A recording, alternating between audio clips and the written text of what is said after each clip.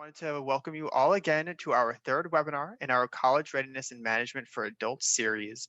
And today I'm super excited to be joined by our expert colleagues and webinar regulars, Evelyn Sullivan and Sarah Snyder. So without further ado, I will pass it on over to them. Excellent. Thank you so much. And welcome, everyone. Thank you for joining us. My name is Evelyn Sullivan. And as Maxine mentioned, today I'm joined by my fabulous colleague, Sarah Snyder. And we'd like to just give a special thanks to Dr. Amy Dietzman, who helped in the creation of this presentation.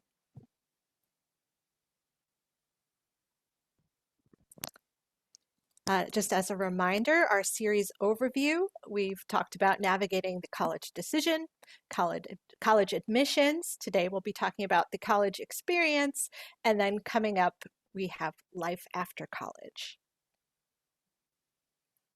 And today we will help you to ask for help, embrace teamwork opportunities, build core success skills, lead yourself and own your degree path, manage your time and attention effectively, balance work, life, and school. So lots of great stuff. We'll also talk about, well, let's start by talking about mentorships. Mentoring is so valuable that a 2018 Gallup poll found that college graduates are almost 2 times more likely to be engaged at work if they had a mentor who encouraged them to pursue their goals and dreams. The great thing about a mentor is that it's unlike any other relationship you have in your life. You more than likely have someone who supports you and your goals, but you probably don't have that person whose sole responsibility is to invest in you, respect you and your goals and dreams no matter what, listen to you. So many of our relationships are two-way streets. I listen to you, you listen to me. A mentor relationship is a little different. Their role is to listen to you. They show empathy, but then also see solutions and opportunities to your challenges and guide you there. And lastly, a mentor should demonstrate flexibility. As you grow and your needs change, they adapt with you. How I met my mentor. This shows how students find mentors. The most common way is in class. This tells me that students are connecting to their professors or other class leaders more likely than not, or perhaps other students who are more experienced. Others find mentors through clubs or organizations, through jobs or internships, or through formal mentoring programs, which many colleges offer. This graphic from Inside Higher Ed shows how mentors have helped college students. Most give career advice or help students select classes or navigate student life. Others help you network, decide on a major, or give advice on soft skills, which we'll talk about in a little bit. So I showed you how students find a mentor already, but I just wanted to point out a few other options for you. Your school more than likely has a career services center. They definitely have advisors, and they usually have a writing and learning center. These are good places to start. Also, alumni associations often have great resources for mentorships. Former students who've been right where you are and would love to mentor others. And of course, professors and TAs and networking. Even if you're not looking for a mentor, you'll more than likely need help at some point. So let's just quickly go through the options you may have on your campus. Most schools have writing and tutoring centers. These are excellent resources that you should use. When you need any kind of help with a paper or assignment, no matter how big or small, tutors are there to help you. You don't have to do it alone. And you should note that we are Tutor.com. Tutoring is what we do, and you may have access to our service for free through your school. Next is career services, which I mentioned before. The Career Center on most campuses is far more than a job placement office. Most of today's career offices can help you choose a major, explore careers within a chosen major, discover your strengths and talents, find on and off campus jobs, and seek out internships. Career centers also offer help with resume building, interviewing skills, and workplace expectations. If your school doesn't offer career services, we also have this at Tutor.com. Financial aid offices and advisors are super important to helping you figure out your finances. There are all kinds of advisors on most campuses. They've probably reached out to you already, so don't be afraid to use them. Ask questions and ask for support. Library services are super important. I had no idea what a librarian could do for me until way later in life. When I attended an online school and I needed a specific article or book, but my online library didn't have it, I'd send a request to my librarian, and usually within 12 hours, she would get it for me. It was awesome. Childcare services. Not every campus offers this resource, but for parents who are going back to school, it's invaluable. If you need childcare, be sure to ask if your college offers any on-campus childcare, or if they offer a subsidy for student parents to enroll their child at a nearby child care center while they attend classes. This is a newer resource at many campuses, but it's one that's very important. Adult cohorts are groups of students who may be on the same path as you, taking the same courses as you, and you may have a lot in common. Make friends with this group and don't be shy about setting up study groups, virtually or in person. College campuses also have resources for students with disabilities, and not just physical disabilities, but they can assist students who have learning disabilities as well. Veterans offices and health resources, even mental health resources, may also be available to you. And lastly is multicultural student support resources, which may also be available to you and can offer support for minority students, international students, or LGBTQ support. So now that you know a little bit more about the importance of mentors and using your resources, I'd like to pass it over to Sarah, who's going to talk with you a little bit more about teamwork in college. Thank you, Evelyn. Among the top 5 skills employers seek in a future employee and that play a role in predicting an employee's future success, we see these skills: leadership, critical thinking and problem solving, professionalism and a strong work ethic, oral and written communication skills, and teamwork and collaboration. This is something employers are looking for.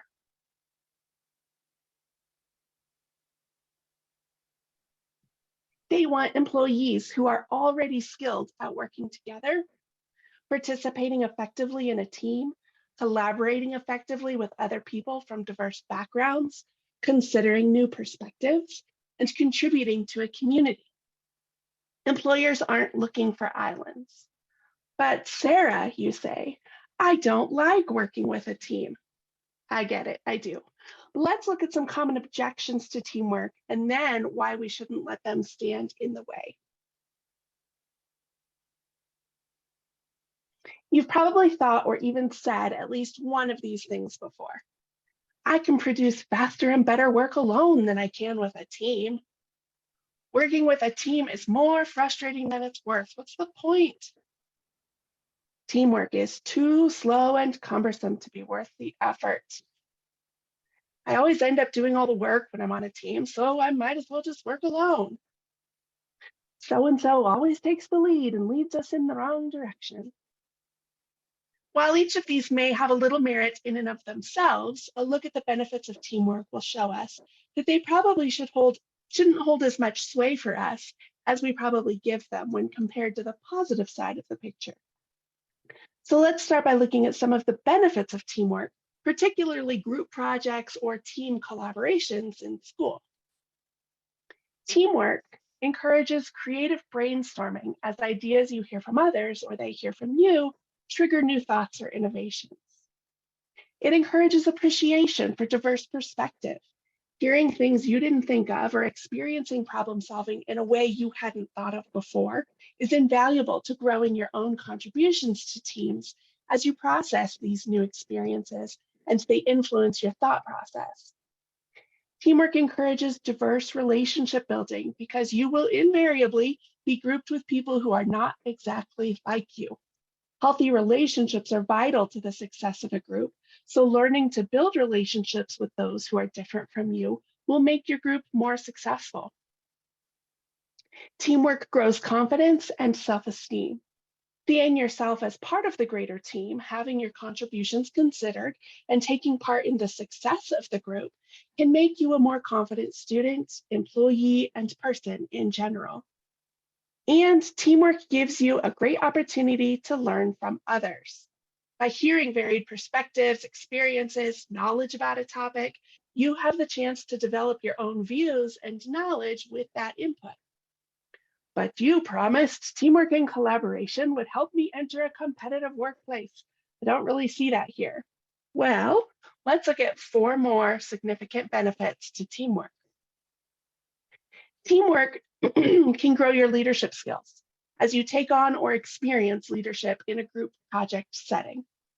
Your critical thinking skills as you problem solve with others. Your work ethic, as you are required to be accountable to people other than your instructor, help set group deadlines and experience repercussions of missed deadlines by yourself and others. And your communication skills, as you navigate each aspect of a project and communicating with diverse team members. Do these look familiar?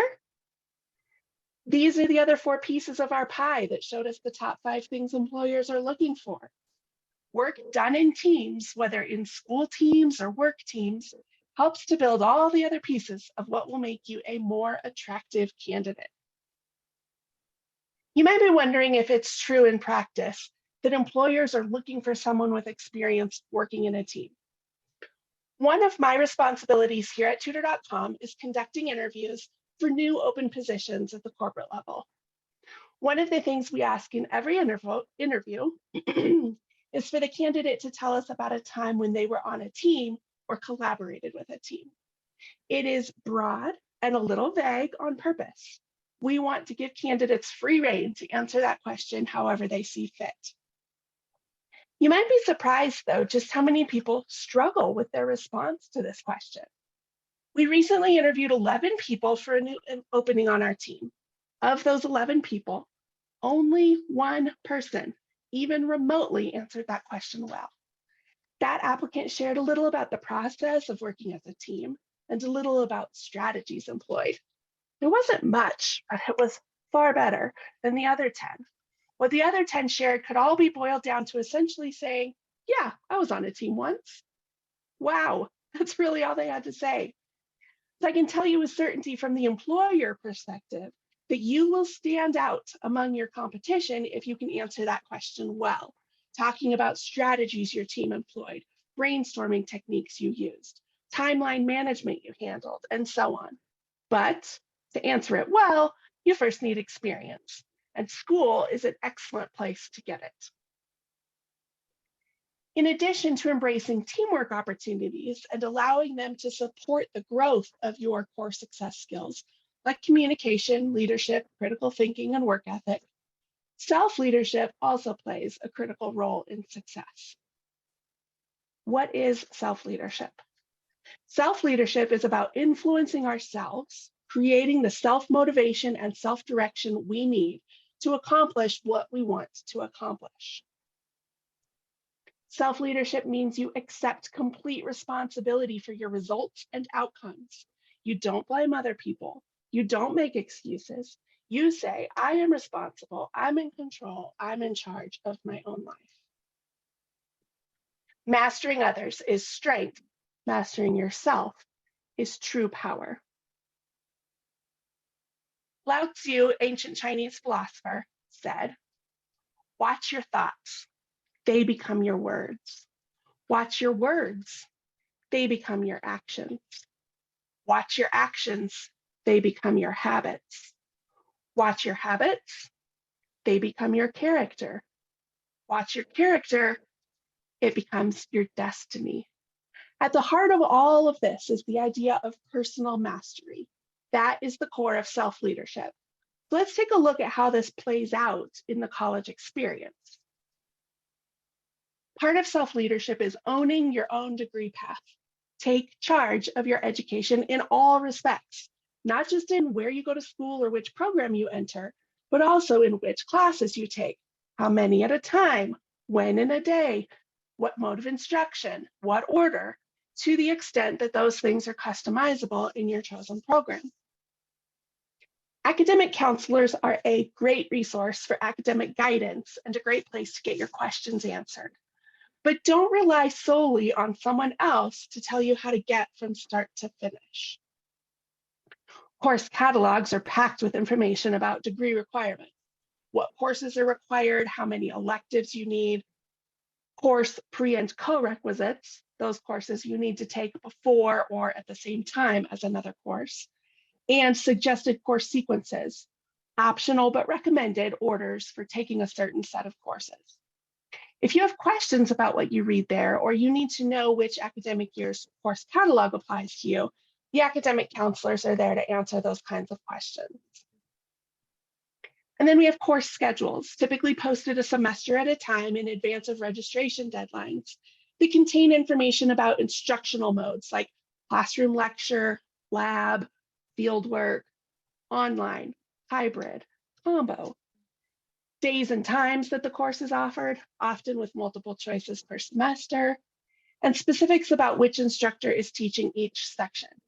Again, academic counselors are great to ask questions about what you find here. Because an academic counselor will never be as familiar with your work and family obligations as you are, it's a great idea to tackle a degree plan on your own before asking an academic counselor to review it. You know how quickly you want to go through your program. And in any given term, you know the obligations on your calendar to work around with the courses you choose. Having that intimate knowledge of where you are, where you're going, and how you plan to get there should set you up for a more successful college experience than just leaving it all for someone else to figure out and dictate to you. You're going to have more personal investment, which will generally lead to more follow through. You also want to own your course path.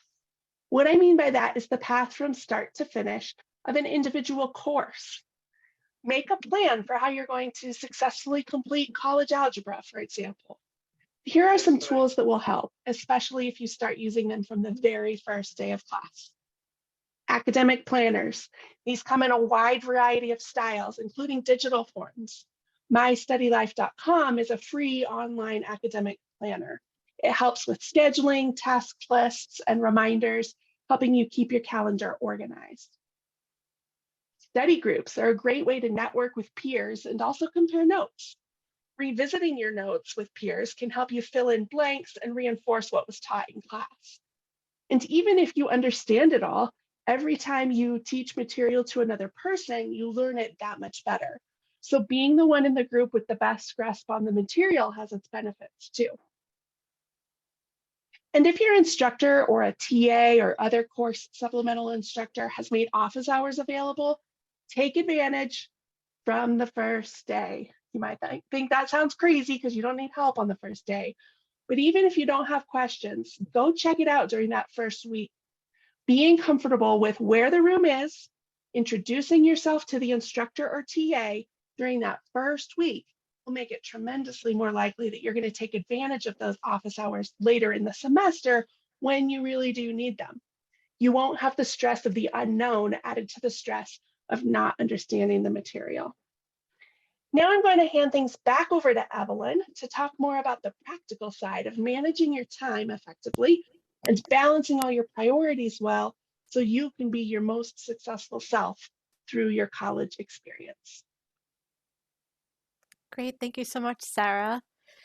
Let's face it, school is a big commitment, albeit a commitment with a great reward. And as you dive into your schoolwork, you may find yourself wishing for control over time. While we can't control time, let's focus on what we can control, our attention. When we say attention management, what does that mean? Attention management is a practice whereby we reduce or remove the influence of external factors to be able to focus our attention. We're mindful of our motivation, energy level, and state of mind throughout the day to use that attention to get what we want to do done. In other words, instead of responding, reacting to, getting distracted by things around us, we decide what to focus on and when, and we pair up our tasks and our ability to attend to those tasks in an intentional way. First up, remove or limit distractions. Find a quiet area in your house or dorm. If that doesn't exist, go somewhere else, a library or public workspace. If you are home, close the door. Lock it if you want. Consider listening to focus music. That will make it easier to tune out other things happening around you. Then think about tech distractions. Set your phone to silent or do not disturb. Remove or limit any type of pop-up notifications that you have, Facebook, Instagram, TikTok, email alerts. Those constant dings will pull focus. If it's really crunch time, consider ways to block or enforce daily limits on social media. Limit is a C.R.A.M extension where you can set time limits for how long you could spend on any site that's a potential distraction for you. We're all familiar with to-do lists. Well, Forbes suggests that you take a moment to reflect and write out a not to-do list. This will help you to be aware of potential pitfalls and work on a plan to limit those distractions. Next, we pair up our tasks and our ability to attend to those tasks in an intentional way. So, what does that look like?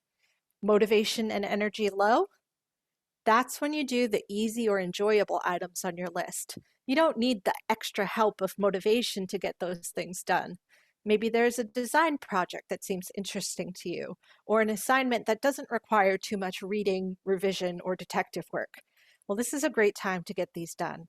You're already taxed, so if you attempt to do a hard, complicated, or joyless task when your motivation and energy are already low, it'll make it that much more difficult to complete. Motivation and energy are high? That's when you bang out those harder tasks. You need that wind in your sails to tackle the items you don't want to do or will take a lot of research, revision, and detective work to do. It still may not be fun, say, if you have to do your taxes, but at least you'll have inner resources working with you instead of making a tough job even tougher. We've learned that motivation is a factor, energy is a factor. Now let's talk about state of mind. We're going to look at 4. The first state of mind is reactive and distracted. It's so easy to fall into this state. You may want to focus on something, but everything around you is pulling that focus away. A text, memes on the internet, your family, your pet, something on TV that you get sucked into even though you just had it on in the background. You are distracted by and reacting to everything around you to the point where you just can't focus on what you want to get done. That's why what we talked about before is so important. The more you can remove or limit distractions, the easier you'll make it on yourself to get things done. Next is focused and mindful. In this state, you've been intentional about your environment, you've limited distractions to the best of your ability, you're focused and giving all your concentration to the task in front of you. Number 3 is daydreaming. You may think to daydream is just to zone out or not be intentional, but in fact, you should just be just as mindful in limiting distractions when setting aside time for daydreaming. Whereas the focused and mindful state hones in on one thought or task, time to daydream is time dedicated to letting your thoughts go where they will. No limits, whether it's to explore new ideas or to problem solve, daydreaming is where your creativity has room to blossom. Last but not least, there is flow. Flow is an elusive state. We don't have control over when we enter flow. However, there are things we can do to optimize the chances of entering a flow state. I think this will sound familiar. If we limit our distractions and are in a focused and mindful state, we'll be more likely to enter a flow state. In a flow state, you are effortlessly focused on what you're doing. You lose track of time, your hunger level, things happening around you. It's just you and whatever you're doing. Maybe you're researching a topic that really interests you. Hours can pass and just feel like minutes. So far we've gone over limiting distractions, being mindful of motivation, energy level, and state of mind. Is there anything else to help build our attention management skills? Well, yes, there is. I'm sure you've all heard of multitasking and were led to believe that that was a good thing to do. Well, it's not really possible. There are very few things that could be done and done well at the same time. What you might perceive to be multitasking is actually task switching. It takes more of our energy and therefore robs our focus to be constantly jumping back and forth between tasks. It's busyness for no good reason. I'd like you all to try something that a colleague of ours showed us. Just type in the chat the numbers 1, 2, 3, 4, 5, 6, 7, 8, 9. Okay, great. Now I want you to type the word multitask. No hyphen, just multitask. And now I'd like you to try typing both of them, but I'd like you to alternate between the two. So number, letter, 1, M, 2, U, 3, L, etc. It's a little different, right? When I've tried it, it took me at least twice as long, jumping back and forth, and I had to think really hard not to mess up the sequence, and it probably didn't feel as good trying to do both. So get in the habit of unitasking. Try to focus on doing one thing for 20 minutes and build up from there. This will promote focus and mindful attention that we've been talking about. Another concept is batch tasking. I used to be a notorious instant email responder. An email would come in and I would respond right away.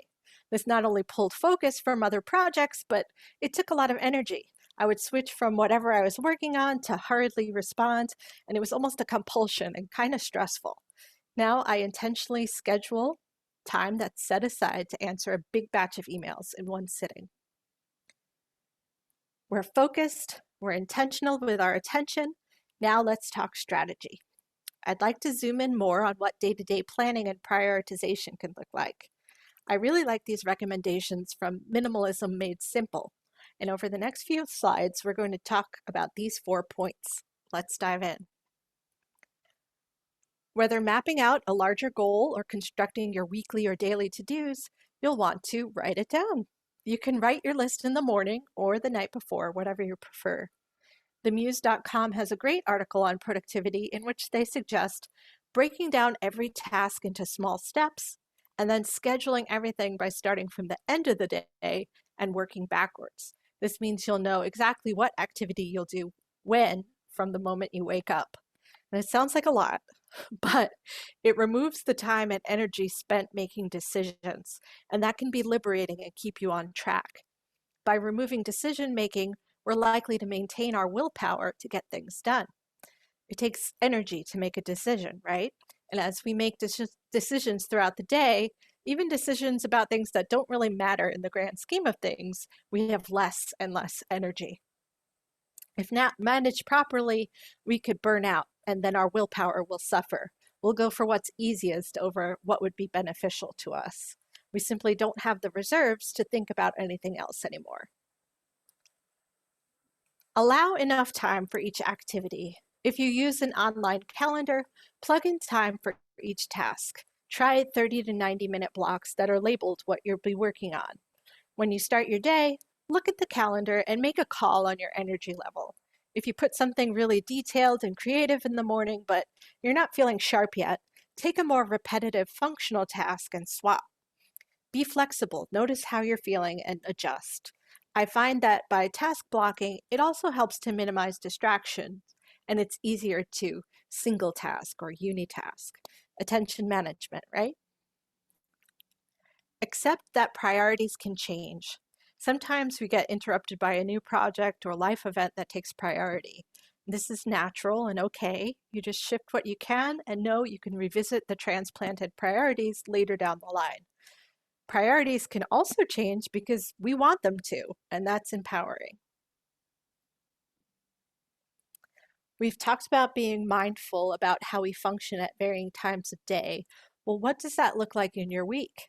Let's say Tuesdays and Thursdays you have class time and lab work. You could use some time on Mondays to adjust and plan your calendar to set yourself up for a successful week. And then maybe block out focus time to work on projects on Wednesdays. Fridays can include time spent tying up loose ends and planning for the next week. Build in your study time, short-term homework assignments, and break time around those classes, obligations, and weekend plans.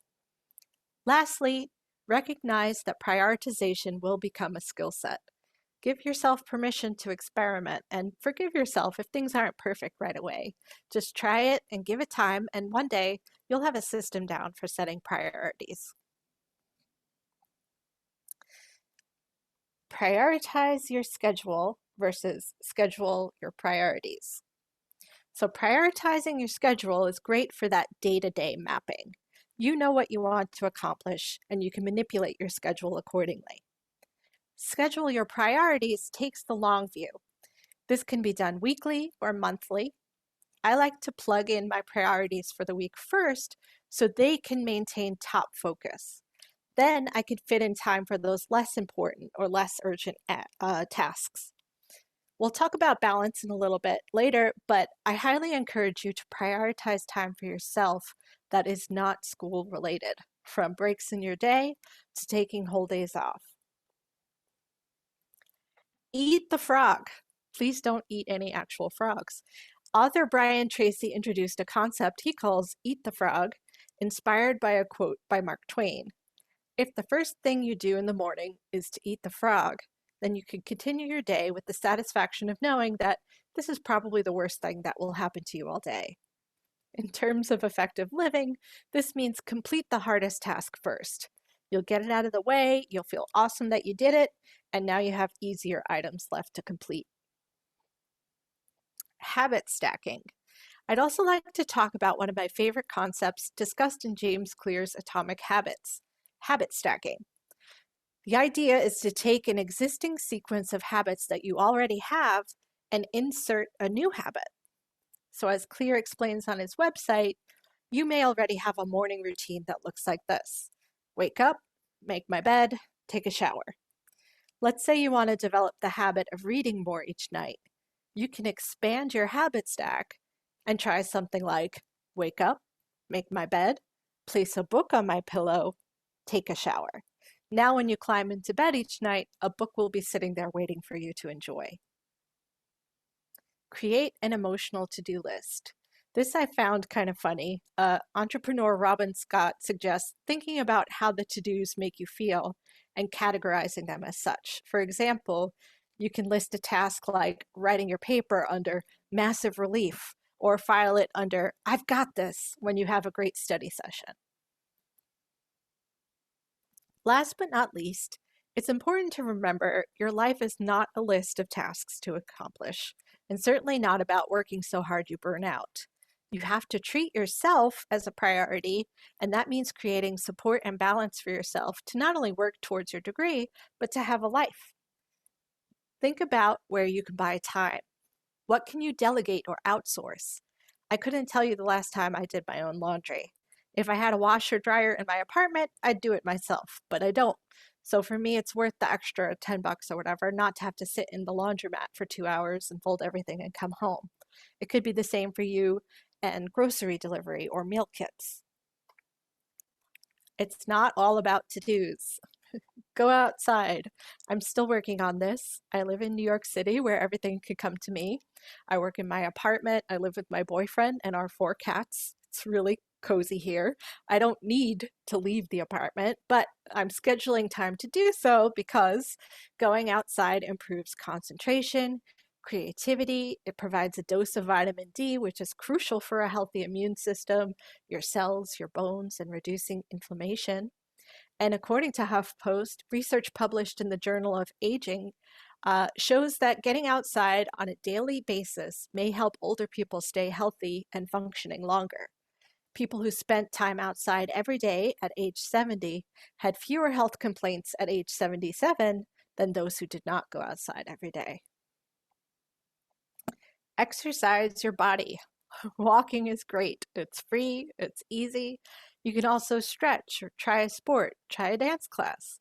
And exercise your mind.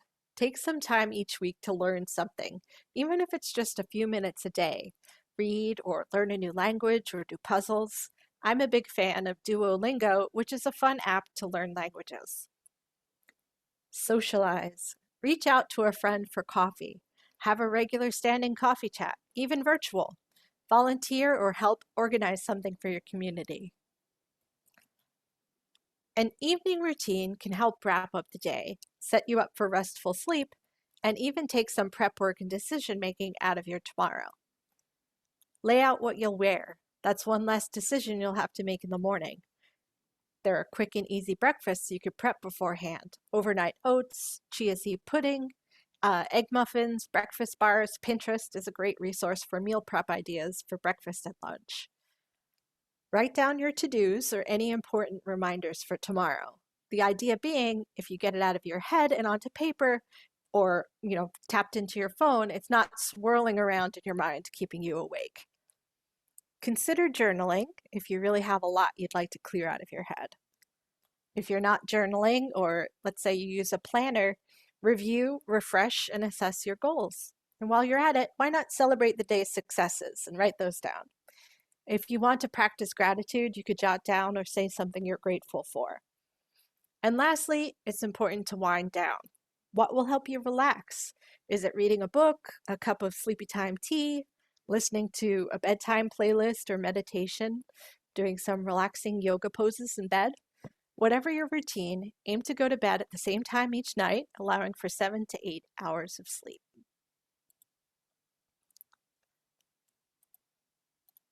So just a reminder, still to come, Navigating Life After College will be April 25th. I hope you'll join us for that.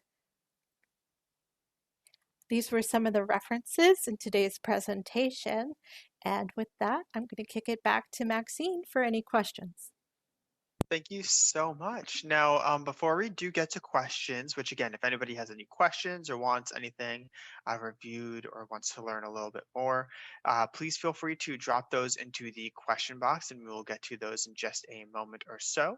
But I did just want to highlight a couple of things on your screen right now. You can see our links to different social media pages. This is important because if you ever are interested in any of the other webinars that we're going to have going on, you will be able to find some more information about those upcoming webinars through our Instagram or Facebook. Additionally, I wanted to highlight our YouTube page, which you can get to by going to tutor.com/YouTube webinars. And the reason I wanted to highlight this is because today we talked a lot about teamwork and collaboration and some time and attention management ideas. And if you're ever curious or want to know more about those topics in particular, we actually do have full webinars on those topics that you can find within our YouTube page. So definitely go ahead, go to that link and play around with what resources we have available. Now, as for questions, there was a question that came up about the focus music that you mentioned earlier.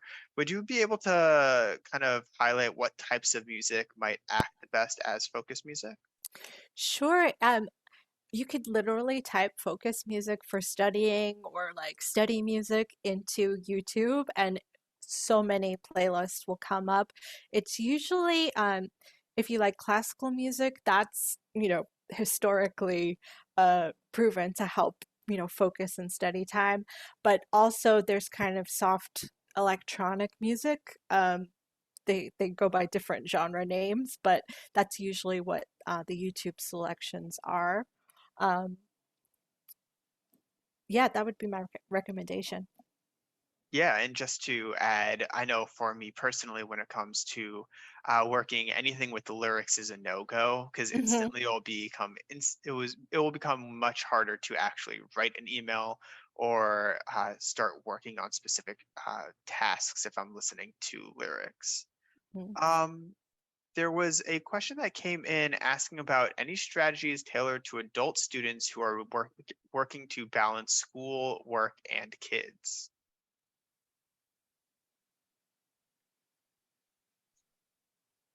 So I is that think, in terms of life balance? Is that Um, what we're going for there, I think? yeah, it looks like it's about balancing like life balance between school, work, and All kids. the priorities. Do you want to take that one, Evelyn, since that was your part of the y- presentation? Maybe. sure, yes, I could speak to it a little bit. I think going in and having kind of buy-in, right? Just putting it out there to your support Hmm. system, your friends, your family, even your children to say like, hey, look, this is something that I'm working towards. Things might be a little bit different, but things are going to be better for us when I have this degree or I reach this, goal that I'm working towards. So just kind of setting the framework there. And within that, I would also say giving yourself permission to purely focus on your goal and, you know, maybe decline those social engagements that you would have normally felt obligated to join. Um, Seeing where you could buy time. I know it might not all be feasible, but either assigning chores to your children or your significant other, or doing those meal kits a few nights a week instead of like having to think about dinner and making dinner or whatever you might feel obligated to still take on during this time. And I would say put things on your schedule that are important to you and treat that schedule as sacred to yourself. So if you carve out time, like I want to work out in the mornings and have me time, you know, do what you can again with your support system to have them respect that boundary and just follow your plan from day to day. I can speak a little bit out of experience as well. Right now, I am working full time. I'm married. I have two young children, and I am going back to school. And one of the things that I have found really helpful for me is the reminder that this craziness right now of getting up at 5 o'clock every morning so I have time to do my studying before my boys wake up, for example, is temporary. This is not the way things are going to be forever. This is a temporary discomfort or inconvenience that will be remedied eventually. I think sometimes it's easy to get into that headspace where you feel like this is the new normal, that it's just going to be crazy forever. But that's not really true. If you're going back to school, there is an end point. So remembering that I think can help also. All right. Thank you so much for those answers, Evelyn and Sarah. It doesn't look like we have any other questions coming in at the moment. So again, I just wanted to thank everybody for joining us today for our webinar. Thank you, Sarah and Evelyn, for presenting all this fantastic information today. And we look forward to seeing you all at our next session. Thanks so much.